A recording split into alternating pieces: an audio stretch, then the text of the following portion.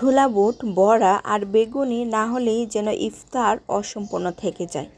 আজকে আমি হাজির হয়ে গেলাম মচমচে স্বাদের বেগুনির একটা রেসিপি নিয়ে।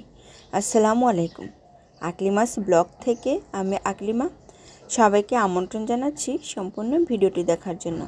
হাজির হয়ে গেলাম মচমচে স্বাদের বেগুনির একটা রেসিপি নিয়ে। আশা করি পুরো ভিডিওটির সঙ্গেই থাকবেন।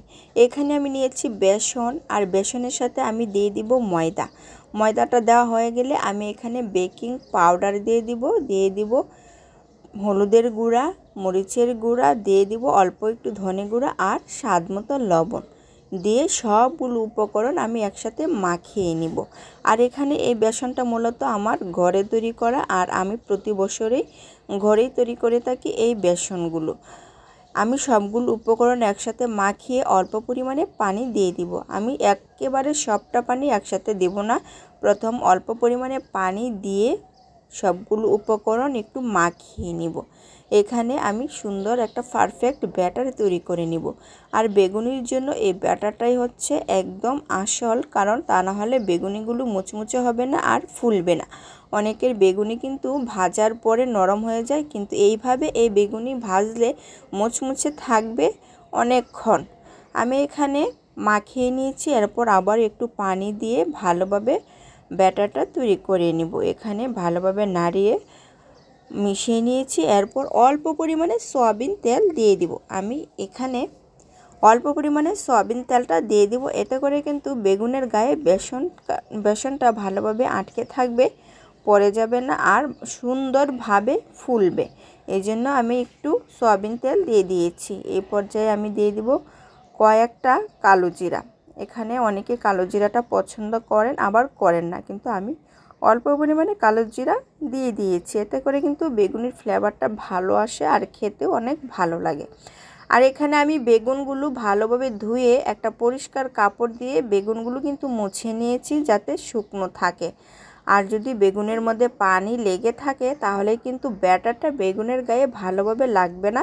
এই জন্য আমি বেগুনটা আগে ভালোভাবে ধুয়ে পানিটা ভালোভাবে শুকিয়ে এখন পাতলা পাতলা করে কেটে নেব।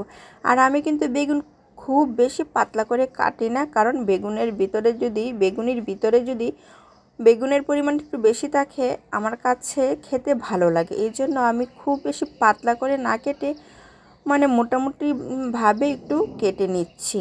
এখানে আমি কাটার পরে বেগুনগুলো কিন্তু আর ধোবো না, তা না হলে কিন্তু ব্যাটারটা বেগুনের গায়ে লাগবে না, পড়ে যাবে। এই কারণে কাটার আগে আমি বেগুনগুলোকে ধুয়ে পরিষ্কার করে নিয়েছিলাম আর পানিটাও শুকিয়ে নিয়েছিলাম। এখন আমি সবগুলো বেগুন ব্যাটারের গায়ে মাখিয়ে গরম তেলের মধ্যে দিয়ে দিব। এখানে আমি বেগুনগুলো ভালোভাবে মাখিয়ে নিচ্ছি। আর এক পাশে কিন্তু আমি একটা প্যান বসিয়ে দিয়েছি, আর তেলটাকে কিন্তু আমি খুব ভালোভাবে গরম করে নিব। তেলটা যখন ভালো করে গরম হয়ে আসবে তখন একে একে সবগুলো বেগুনি আমি দিয়ে দিব। আমি একে একে সবগুলো বেগুনি দিয়ে দিচ্ছি। আর এই বেগুনিগুলো কিন্তু মোটামুটি ভালোই ফুলে উঠছে আর খেতেও কিন্তু ভালো লাগে। আর আমার কাছে কিন্তু ঘরের তৈরি বেগুনি ভালো লাগে, দোকানের বেগুনি আমি একদমই খেতে পারি না। খেলে কীরকম জানি লাগে, হজম হতে চায় না। আর সারা মাসেই কিন্তু আমি ঘরেই তৈরি করি। রমজান মাস আসলে আমি কোনো দিনই কিন্তু দোকান থেকে বেগুনি কিনি না। বেগুনি অথবা পাকোড়া, বড়া, পেঁয়াজু সবগুলো কিন্তু আমি ঘরেই বানিয়ে থাকি, কেননা আমি দোকানের জিনিসগুলো একদমই খেতে পারি না। তাই আমি ঘরেই নিজের ইফতার নিজেই তৈরি করে ফেলি। এখানে বেগুনিগুলো আমি একটু উল্টে পাল্টে দিব। যখন দেখব ব্রাউন কালার চলে আসছে তখন আমি নামিয়ে নেব। কিন্তু এই বেগুনিগুলো কিন্তু অনেক মুচমুচে হয়েছিল, আর অনেকক্ষণ কিন্তু এগুলো মচমুচে থাকবে। প্রায় সময় কিন্তু অনেকের বেগুনি মুচমুচে ভাবটা চলে যায়, কিন্তু এইভাবে এই বেগুনিটা বানালে কিন্তু মুচমুচে থাকবে অনেকক্ষণ। এখানে দেখেই বোঝা যাচ্ছে বেগুনগুলো কীরকম মুচমুচে হয়েছে। আলহামদুলিল্লাহ, ভিতরটাও একদম সফট ছিল।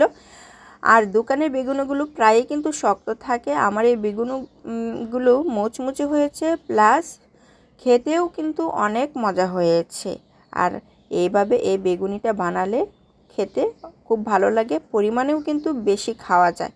আর দোকানের বেগুনি আপনার 2টার বেশি কিন্তু খেতে পারবেন না। আর আমি যেভাবে ঘরে তৈরি করি একসাথে 7-8টা কিন্তু খুব সহজেই খেয়ে ফেলতে পারবেন। আজ এ পর্যন্তই। সবাই ভালো থাকবেন, সুস্থ থাকবেন। আল্লাহ হাফেজ।